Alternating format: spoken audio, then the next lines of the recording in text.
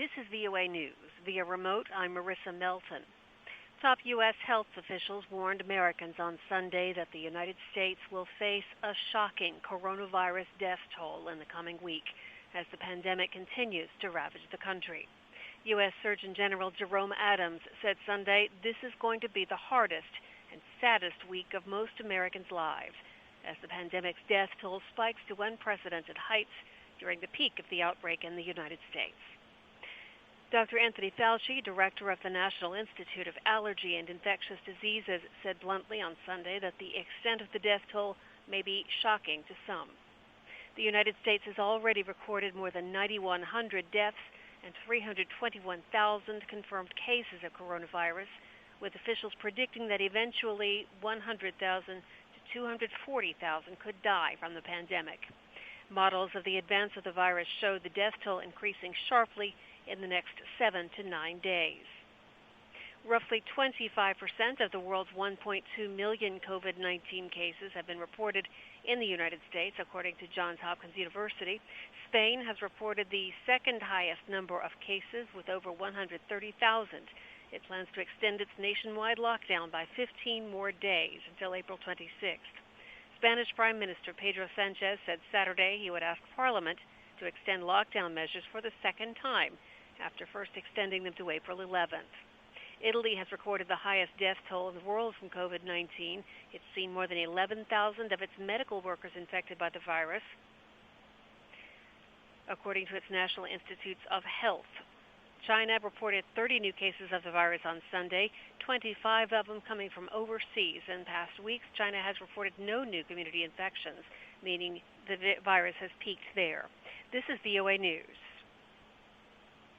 The Midwestern U.S. state of Wisconsin is set to hold elections, including a Democratic primary on Tuesday, with its state officials at odds on how to stop voting during the national coronavirus pandemic. More than a dozen U.S. states have postponed Democratic presidential primaries in April and May between former Vice President Joe Biden and Vermont Senator Bernie Sanders. They've been postponed until weeks from now in hopes that the effects of the virus will have dissipated enough to allow voters to show up at polling places and cast ballots. As of Sunday, however, Wisconsin's vote is still on the books, even if hundreds of polling places throughout the state cannot open for lack of Election Day workers. The workers by the droves have canceled their promise to work at the polls, checking in voters from registration lists. Biden appears to have held an insurmountable lead over Sanders and pledged delegates to the Democratic presidential nominating contest in August. He's likely to face Republican President Donald Trump in the November national election. Biden has not called directly for the postponement of Tuesday's primary. Sanders has called for the postponement of Wisconsin's Democratic primary election. The United States has linked international aid for Afghanistan to the settlement of a protracted political crisis, which has seen the war-shattered country politically paralyzed and threatens to derail a peace-building deal with the Taliban insurgency.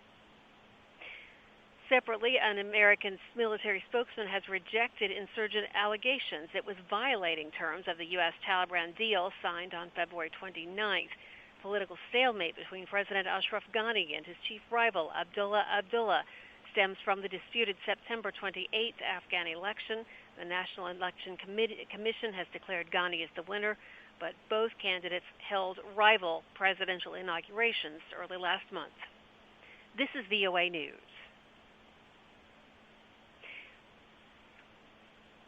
U.S. President Trump says the intelligence community watchdog that he fired late on Friday was a disgrace. Trump explained his actions on Saturday with a tweet saying Intelligence Community Inspector General Michael Atkinson should not have told Congress about the whistleblower complaint that led to Trump's impeachment earlier this year. Trump officially notified the Congressional Intelligence Committees on Friday that Atkinson's firing would go into effect in 30 days. Trump said he would name a replacement for Atkinson at a later date. A dam that authorities in Rwanda say could contain about 30,000 bodies has been discovered more than a quarter century after the country's genocide in which 800,000 people were killed. The discovery is deemed extremely significant. 50 bodies have been exhumed so far, but efforts are challenged by the coronavirus lockdown. This is